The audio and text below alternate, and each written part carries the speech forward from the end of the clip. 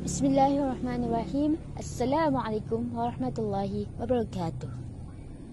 InsyaAllah pada hari ini kumpulan kami iaitu kumpulan 5 ingin membentangkan tajuk kajian kami iaitu Kaedah Menterjemah Al-Quran di bawah kursus PPAT 3013 Pengantar Terjemahan Arab Melayu Arab di bawah didikan Dr. Mehram binti Ahmad. Sebelum kami memulakan pembentangan kami, izinkan saya memperkenalkan terlebih dahulu ahli kumpulan kami. Yang pertama sekali iaitu saya, Nur Asilah binti Selamat, A184008. Seterusnya, sahabat saya iaitu saudari Nurul Aini binti Harun, A183911. Seterusnya, saudari Aina Bila Safirah binti Muhammad Hanafiah, A182025. Seterusnya, saudari Hannah binti Zulkifli, A181956. Dan akhir sekali, saudari Nurul Izzati binti Ahmad Yusri, A181500. Pertama sekali, suka untuk saya memperkenalkan terlebih dahulu apakah itu terjemahan. Terjemahan dari sudut definisi ialah mengungkapkan makna sesuatu kata atau teks dalam bahasa asal atau pertama dengan kata-kata lain dalam bahasa kedua secara jujur dan setia kepada semua makna dan maksud yang terdapat dalam teks pertama. Begitu juga dengan menterjemah Al-Quran itu. Kita mengungkapkan makna sesuatu kata teks dalam bahasa asal iaitu bahasa Arab kepada bahasa kedua, bahasa yang ingin kita terjemahkan itu sendiri.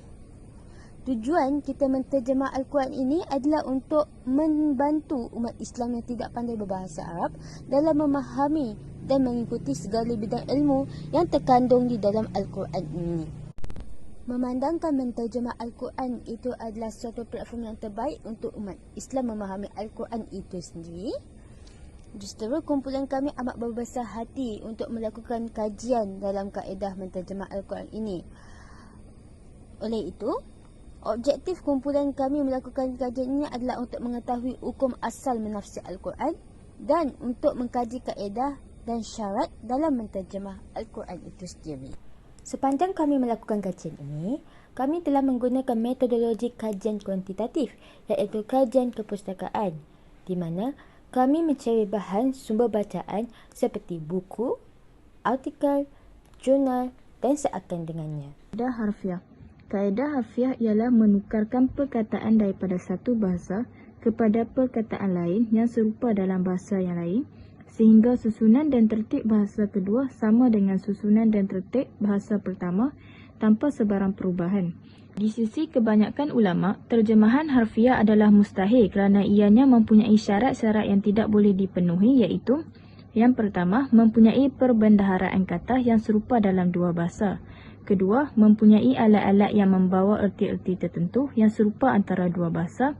Ketiga, mempunyai persamaan antara dua bahasa dalam susunan perkataan daripada konteks ayat, sifat dan sandaran idhofah. Antara ulama yang menolak terjemahan Al-Quran secara harfiah ialah Ibnul Qutaibah dan Abu Ishaq Asy-Syatibi bersepakat menolak kemungkinan Al-Quran boleh diterjemahkan secara harfiah kerana kedudukan bentuk bahasanya ada yang terdiri daripada majaz atau metafora, balaghi atau figuratis dan sebagainya yang merupakan sesuatu yang mustahil untuk diterjemahkan mengikut kaedah bahasanya yang sebenar.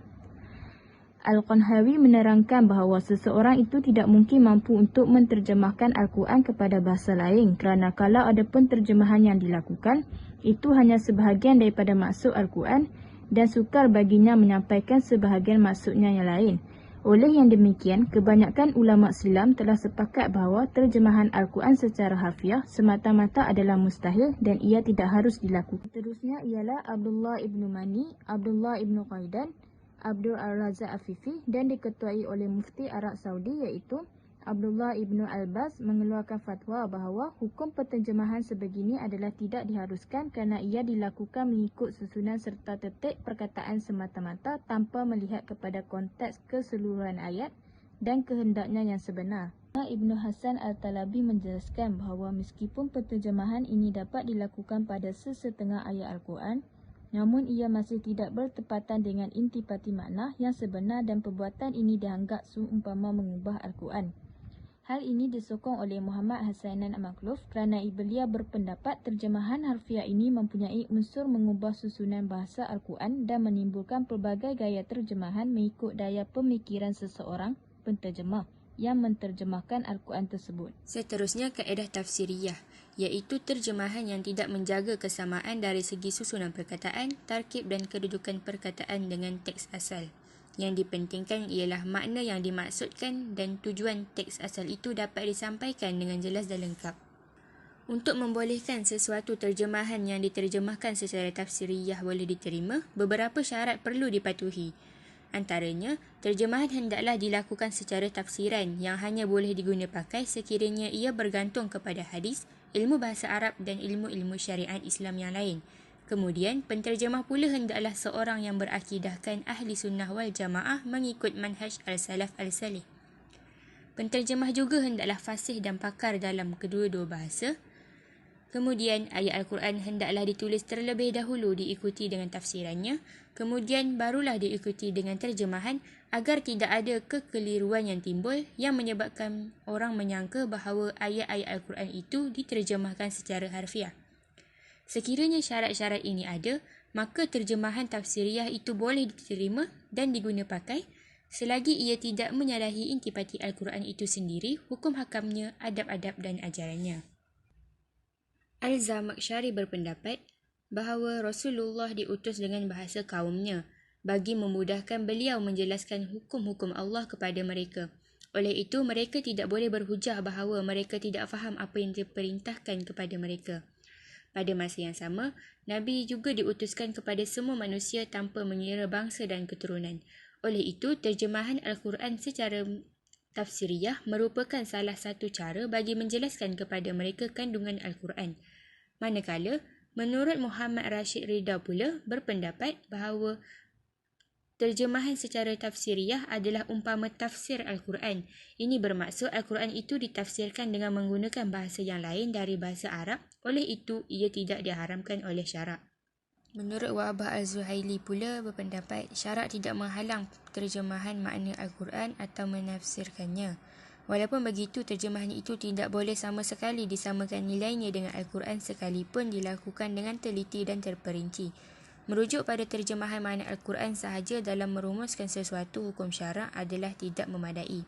Kemungkinan dengan hanya bergantung kepada maksud ayat-ayat Al-Quran lebih terdedah kepada kesalahan dan kesilapan. Kesimpulannya, daripada pendapat ulama-ulama tersebut, mereka bersepakat mengharuskan penterjemahan Al-Quran secara tafsiriyah. Seterusnya, terjemahan maknawi. Berdasarkan buku Mabahith fi Ulumil Quran, terdapat dua makna. Yang pertama, terjemahan yang memahami makna tentang konotasi perkataan individu dan mempunyai pengetahuan terhadap struktur ayat tersebut. Konotasi bermaksud budaya atau emosi yang biasa difahami oleh mana-mana perkataan atau frasa. Struktur ayat bermaksud pula prosa atau tata bahasa Arab itu sendiri, iaitu adanya nakirah dan makrifah, takdim dan takhir, mazkur dan mahdhuf, serta bahasa ini mempunyai nilai balaghah yang tinggi yang tidak mampu digambarkan dengan bahasa yang lain. Dan dalam pada itu tidak terikat dengan susunan perkataan asal. Makna kedua pula, terjemahan perkataan dengan makna yang mempunyai ciri-ciri atau sistem dalam meningkatkan keadaan suatu kalam. Dalam erti kata lain, adanya makna ini menjadikan Al-Quran itu suatu mukjizat. Maka, proses terjemahan maknawi ini merupakan satu proses yang bukan mudah. Selain itu, Asy-Syatibi menyatakan dalam persepakatan makna pertama dan kedua, terjemahan Al-Quran mengikut makna pertama, iaitu berkait dengan struktur ayat dan konotasi bagi perkataan, dibolehkan kerana penafsiran Al-Quran yang sahih dan penjelasan makna secara umum. Namun dari sudut terjemahan bagi makna sebenar, terdapat kekurangannya. Hal ini kerana satu perkataan dalam Al-Quran berkemungkinan mempunyai banyak makna. Maka penterjemahan boleh jadi meninggalkan makna-makna yang lain dan mengambil satu makna yang sesuai. Maksudnya di sini, makna-makna yang lain berkemungkinan membawa makna kepada majazi, iaitu kiasan. Tetapi penterjemah menggunakan perkataan yang sinonim dengan perkataan majazi tersebut supaya mendapat makna yang sebenar. Oleh hal demikian, penyataan Ash-Shatibi ini sebagai satu usaha dalam penterjemahan Al-Quran secara maknawi dalam mendapatkan makna yang tepat. Tambahan pula, sebahagian ulama menyifatkan terjemahan maknawi ini diperlukan dalam keadaan yang berkeperluan, iaitu darurat, dalam menyampaikan seruan Islam, iaitu berdakwah dan menyeru untuk lebih berkeinginan dalam mempelajari bahasa Arab. Pada dasarnya, terjemahan maknawi ini dibolehkan kerana tiada larangan terhadapnya dan boleh jadi wajib apabila kita ingin menyampaikan dakwah Islam kepada orang bukan Islam. Walau bagaimanapun, terdapat 3 syarat dalam terjemahan menggunakan kaedah maknawi. Pertama, tidak mengetepikan Al-Quran dengan bahasa selain bahasa Arab, iaitu mencari terjemahan berkait makna kiasan, struktur suatu perkataan dalam ayat tersebut atau tata bahasa, semua berkait dengan bahasa Arab. Kedua, penterjemah harus mengetahui makna perkataan dalam 2 bahasa, iaitu bahasa sumber dan bahasa sasaran yang mereka perlukan mengikut konteks ayat. Dan yang terakhir adalah mengetahui makna bagi lafaz atau istilah syar'i yang terdapat dalam Al-Quran. Hukum menterjemah Al-Quran ialah yang pertama, harus. Antara ulama yang mengharuskan ialah Al-Zarqani, Al-Shatibi dan Al-Zamakhsyari. Dalil dan hujah mereka yang mengatakan bahawa harus menterjemah Al-Quran ialah kerana Al-Quran merupakan sumber rujukan, jadi perlu diterjemahkan agar boleh difahami oleh bangsa lain. Yang kedua, haram menterjemah Al-Quran. Antara ulama yang mengharamkan terjemahan Al-Quran ialah Manna Qatan dan Rashid Rida. Hujah mereka ialah Al-Quran tidak boleh dibaca dalam bahasa lain melainkan bahasa Arab dan Al-Quran dan susunannya adalah mukjiz. Jadi sudah tentu ia tidak boleh diterjemahkan ke bahasa lain. Kesimpulannya, sebahagian ulama mengatakan hukum haram jika menterjemah Al-Quran secara harfiah kerana pengekalan susunan kata serta teks asal Al-Quran sambil merangkumi maknanya merupakan sesuatu yang mustahil dilakukan, manakala terjemahan secara tafsiriah dapat diterima apabila syarat-syaratnya dipatuhi. Baiklah, setakat itu sahaja pembentangan daripada kami, iaitu Kupal 5 tentang kaedah menterjemah Al-Quran. Sekian, wabillahi taufiq wal hidayah. Wassalamualaikum warahmatullahi wabarakatuh.